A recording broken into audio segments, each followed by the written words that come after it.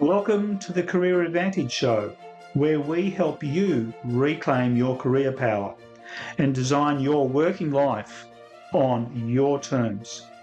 I'm Tony Pisanelli, and each week I sit down with leaders who have faced career-defining moments, such as a devastating job loss, burnout, stagnation, or even workplace harassment, and been able to turn these difficult circumstances into powerful and greater opportunities. All right, welcome to the latest Career Advantage show. Today I am speaking to Henry Wong, all the way from Toronto, Canada. Henry is a brand strategist, author, and speaker. Welcome, Henry. Thank you, Tony. Thanks so much for having me. Actually, I wish I was in your country hanging out because the weather is quite cold here. So um, hopefully send some warm vibes my way and we'll have a good session today. Yes, indeed. There's plenty of sunshine in Melbourne, Australia at the moment. So we've got a perfect 20-degree type day. All Wonderful. right. Henry, personal branding has fascinated me now for a number of years. And it did because I started to appreciate as a career coach that people should start identifying less and less with some sort of company title and start connecting to their own personal brand. So I want to explore that in our conversation today. So, firstly, let's take you back in your career, in your early days. When did you come across the idea of the importance of a personal brand and storytelling and how those two elements fit together potentially? I think it was probably in my mid-career, a political group approached me. They had a candidate that they were hoping to put front and center, and they loved the campaigns I was working on for Toyota. And they said, "Can you do this same sort of idea or notion for our candidate?" And I gave it some thought, and I realized that people and products are pretty much the same. So I began structuring a lot of my thinking around people brands as much as product brands. And the answer was yes, I could. And I helped develop a brand around it. And I realized the commonality was very much the same. And I think it's what you were alluding to, Tony, that a lot of brands are based on a story, some sort of way of connecting with people. So that's really how I got started in this whole area of helping people manage their personal brands. Okay. But was there, before then, Hmm. was there an experience either very early days of your career or childhood even, where stories started to become seeded or anchored in Henry? Yeah, I mean, I didn't realize it until I connected the dots later in life. But I grew up in the back of a Chinese restaurant. My parents didn't speak a word of English, so I was thrust to front of the house, with barely a command of the English language myself. But I found that by sharing stories, by talking to the customers, not only did I find out a lot about life and people who surrounded me, but the more I shared stories, the more I told a joke, the more personable I was, the more I filled that tip jar that was on the counter. So it was a little bit of a eye opener for me that stories could lead to better things or a way of shaping even my job and later on my career, of course. I worked in the world of advertising for well over 25 years, and we know the best commercials, the best advertising, the best communications are often story based. So little did I know back then how much that would inform the career and the life that I'm now leading based on just simple storytelling. So back to that childhood event, they used to tip you when you shared a story. Is that because they really appreciated the story and got something out of it and they connected with you? Because stories do that, don't they? They form a connection, a trust connection, ideally. Yeah, very, very much so. And I think the ability to share some, I guess, insight into my life opened up that empathy on the other side. Because there are a lot of people who tell stories, and they're not often good stories, but the good stories are the ones that can connect emotionally.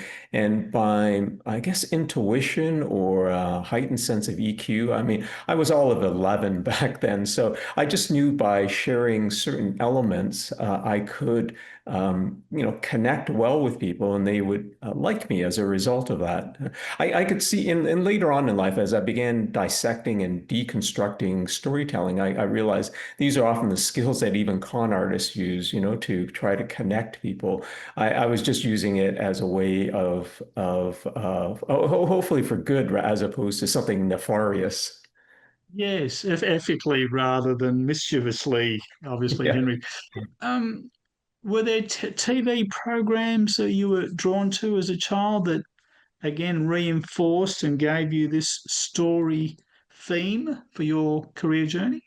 Yeah, I think as a child growing, I mean, just even now to this day, I simply love film. I love movies, and there's a very common structure within movies that I've always applied to helping people and products with their brand, which is there's a problem that's put together that is thrust to the main character. It puts them into a journey, what we often refer to as a hero's journey. They overcome that obstacle. And in doing so, there's a wonderful resolution that is enacted, and people wonderfully identify with it. So it's a very common structure in terms of a story where problem, solution, and then resolution or answer to it. So if you can sort of capture that, even as a person or even as those within business, a case study, it connects well with people. How you do it, how the style of it is enacted really is the magic behind it, of course. But I was very, to answer your question, I was very much influenced by all those wonderful adventure movies, the James Bond movies, the sort of superhero movies of the past. They were just sort of wonderful ways of lighting my imagination up. And I could see it as I traced back in my career and many of the commercials that I created. I could see sort of send-ups or imitations of those James Bond movements, and things of that sort that helped to propel my career, but at the same time help me structure a story. Yes, on that, I was really captivated by the Indiana Jones movie series. Hmm. They were very much around the hero's journey aspect of that. I mean, you talked about and led me to my own childhood of that fact, that little boy behind the counter talking. I was very much like that short round character, very fast talking, animated, and was very keyed into what was going on. But I was a little bit of a character for part of my life as a little Chinese boy growing up. Perfect. All right, so if I was to go back and look back in my corporate day, I rubbed shoulders with a lot of engineering, IT, technology people, finance people, and I would attend presentations about whatever was going on in the company.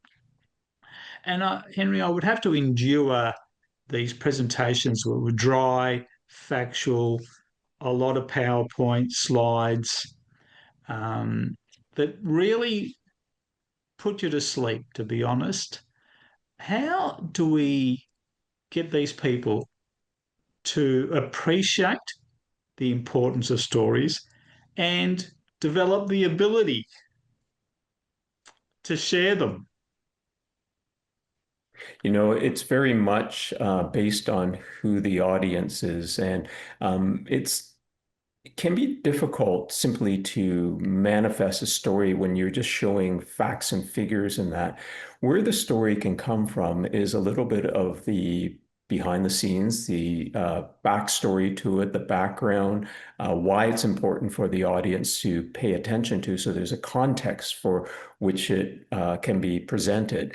But I think as people become better and acquire the skill of storytelling, they'll find ways in which they can make these drier presentations, a little bit more friendlier. A lot of it, as you know, particularly where it becomes a lot data-driven things, it's often top line.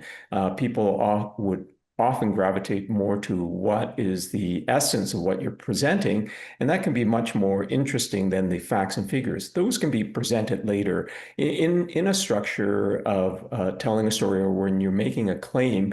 Through a lot of the work I've done, I find that it's important, but it supports what the main story is. So I think the key to answer your question is really to find the thread by which this information is important and how that story might be weaved in. That data, that information can be the hero to it, but what brings people along that can help support it would be a terrific way of breaking it down and reconstructing it as a narrative and something that people will be a lot more interested in.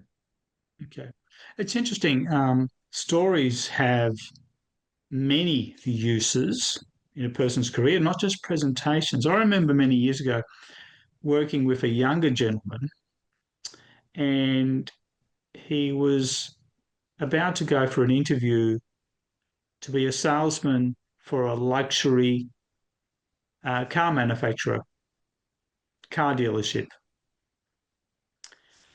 And I knew that at some point in the interview, Henry, they would ask him the question, well, why do you want to, you know, sell cars?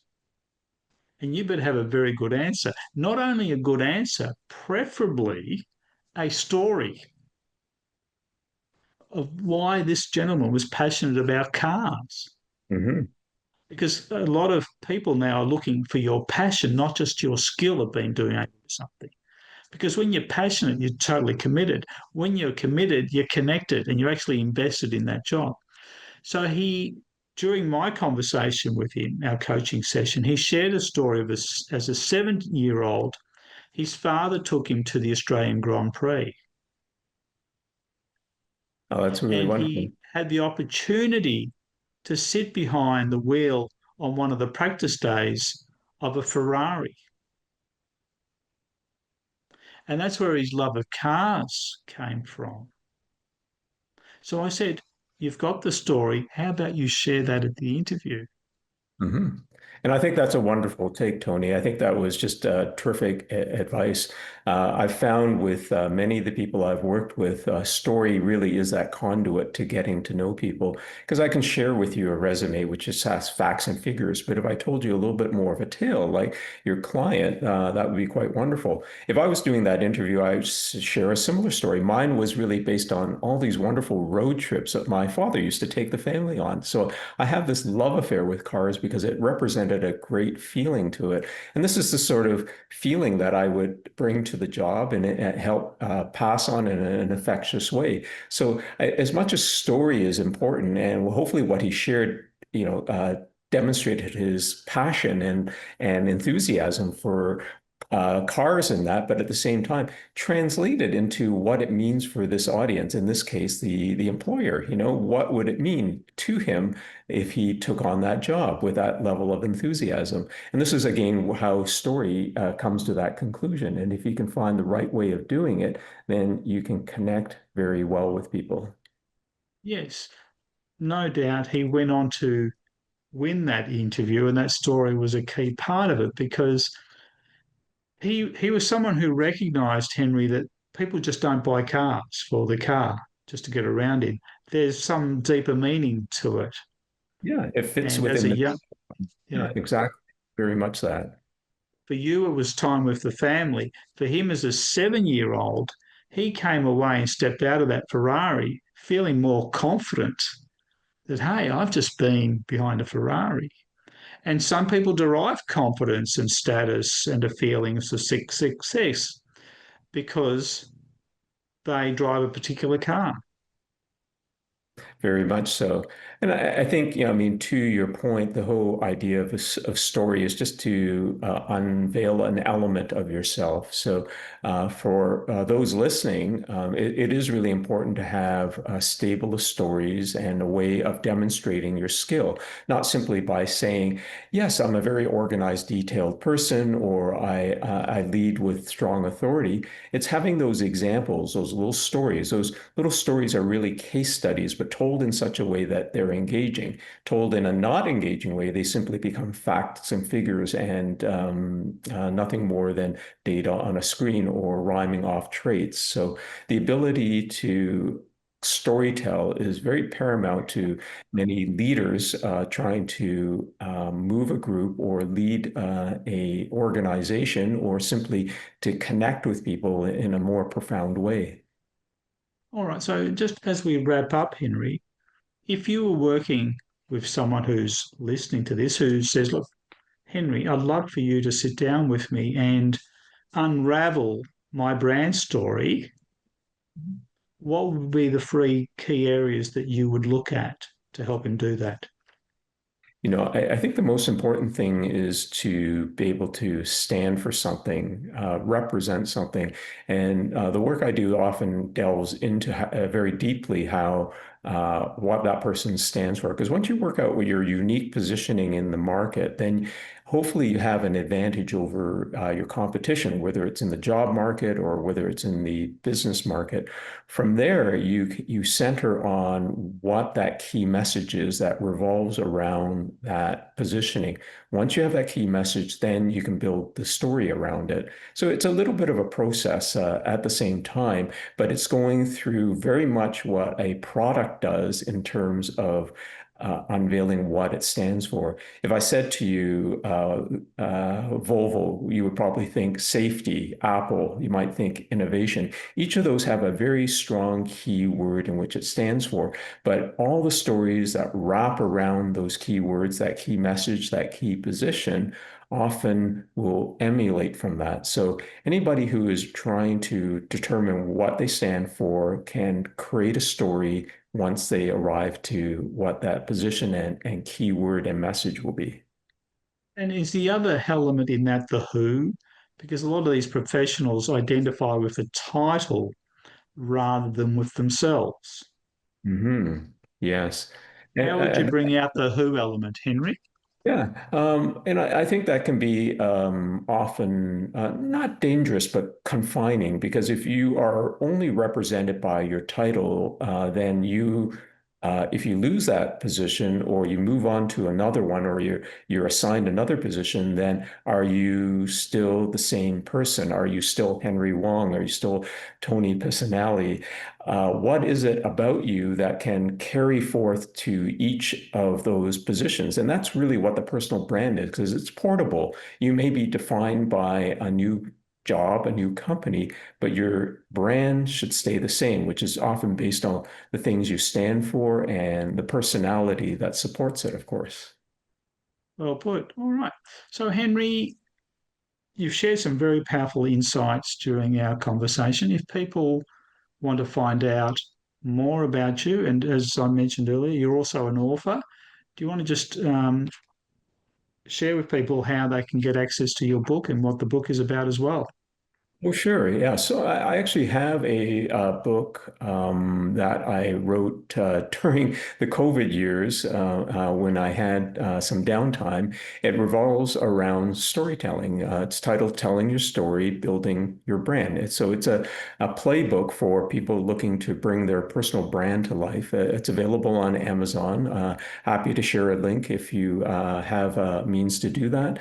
But a lot of what I do these days is talks and keynotes.